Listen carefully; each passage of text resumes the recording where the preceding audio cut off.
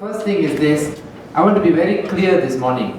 What happened in Masjid Seberang Pumpung, Alor 2 days ago on Sunday night was clearly a direct attempt to endanger the physical safety of the opposition leader of Malaysia, Anwar Ibrahim. There's no doubt about that. The entire rowdy group which came were targeting their anger, were targeting their remarks, and were attempting to get at Anwar Ibrahim.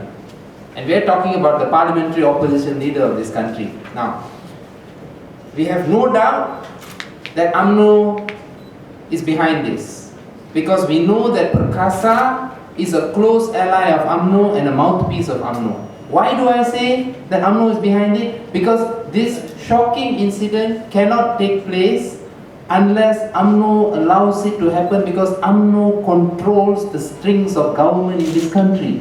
Why do I say that? Number one, this thing was going on for almost an hour before a single policeman turned up. I was there. Our people were making desperate calls to the police, asking the police to come and stop open public rioting at a mosque.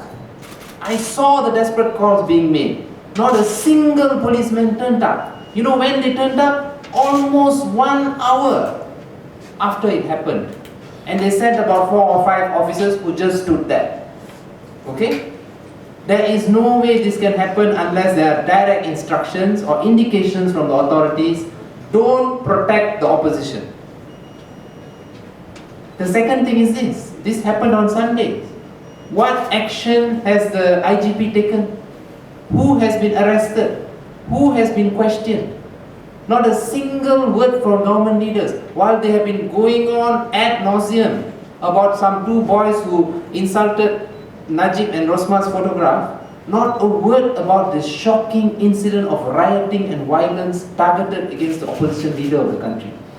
That again is further proof of UMNO's involvement, the failure of the police authorities to take action. Further, you look at it in perspective. So many other instances of the opposition being attacked over the past months. The Lembah Pantai incident, we saw a gentleman who came for the ceramah with his head bleeding. What action was taken? The bus was broken. What action was taken? Previously, Nurul Izzah and others were attacked in Pahang. What action was taken?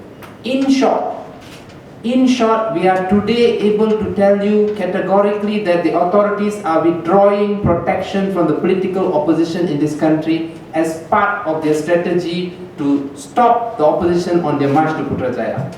UMNO Barisan Nasional is now using political violence in order to try and halt our march to Putrajaya, and it's a very, very serious situation that things are. I was there. I can tell you it was a very dangerous situation. There was no protection for anyone. They were screaming, they were shouting obscenities, they were saying serang and all these kind of things, and no help. And as Ratifa said, I'm amazed at the restraint of the Keadilan and others who were in the congregation. Now, UMNO is now, to be very clear, legalizing criminal conduct by its supporters. Okay? It is supporting criminal behavior by not taking action and by allowing it and not condemning it, because this has been going on too long. And what happened on Sunday is just the climax of it, and it may get worse. So this removal of protection from the political opposition is a la fascist governments and how they operate. Syria under Assad, they do the same thing. They've got government-linked militias and gangsters going around attacking, beating up, assaulting, murdering people who are against the authorities. UMNO Barisan Nasional is taking a fascist approach now, and it's very serious. We are not going to stand by and watch the rule of law being destroyed in this country, and we have to send a very clear message to UMNO. Now, what we're asking for today is immediate action on those involved. We're going to show you the video here. The identity of the culprits is right there. Everybody can see, including their commanding officers, etc. This was a well-planned, carefully orchestrated criminal assault upon a peaceful religious congregation. which included the opposition leader. Now, many offences have been committed. Criminal intimidation under section 506 of the Penal Code, carrying up to 7 years imprisonment. Assault, I saw people being manhandled, including Anwar Ibrahim's bodyguard was dragged away, a shoe was thrown. There's a criminal offence of assault involved here. Disturbing a religious function or assembly is a criminal offence under section 296 of the Penal Code. Investigation on that. Rioting, what happened there was open rioting by UMNO-linked Perkasa members. Investigation on that, also a criminal offence. You got a number of criminal offences that were committed. Now, we are telling the authorities, commence investigations immediately. We are giving them 24 hours to come back and tell us two things. Why did you not protect those who were at the mosque, including the opposition leader of the country? Why has no action been taken since Sunday? And why this sort of political violence against the opposition is allowed to happen over and over again? We will give them 24 hours to come back with answers. And I want to send this message to the authorities. The country is watching. The people are watching. Malaysians do not support or tolerate this kind of wanton obscenity, violence, and disorderly conduct in public places. This is not the Malaysian way. Thank you. Show the video first.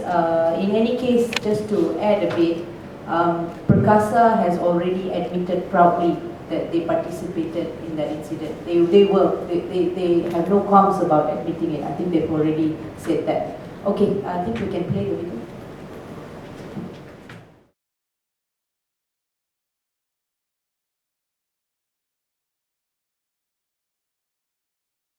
Whatever that happened there, whether it was a political speech or not, is besides the point. The point is, Perkasa is now coming out and saying, look, there was a political speech there, according to them, therefore we are entitled to use criminal actions to beat people up, to riot, and to carry on in all sorts of criminal manners because we think there shouldn't be a political speech there. That's absurd. And the very fact that Perkasa is bold enough to openly come and admit, yes, we are the criminals. We carried out criminal activities because we didn't want the political speech there. Just goes to show the extent of the protection that the authorities are giving to this Perkasa organization. So it's the poorest possible excuse to say that there was a so-called political speech and therefore, and let me just also add, Prime Minister Najib goes all over the country in all sorts of venues and gives political speeches, okay? And it's carried in all the mass media, including the television, etc. He uses government funds, uses government events to give political speeches. We have very limited access, and to come and say that we are now using the Masjid and all to use political speeches is outrageous. Short of it, you can't act in a criminal manner because you're not happy about something.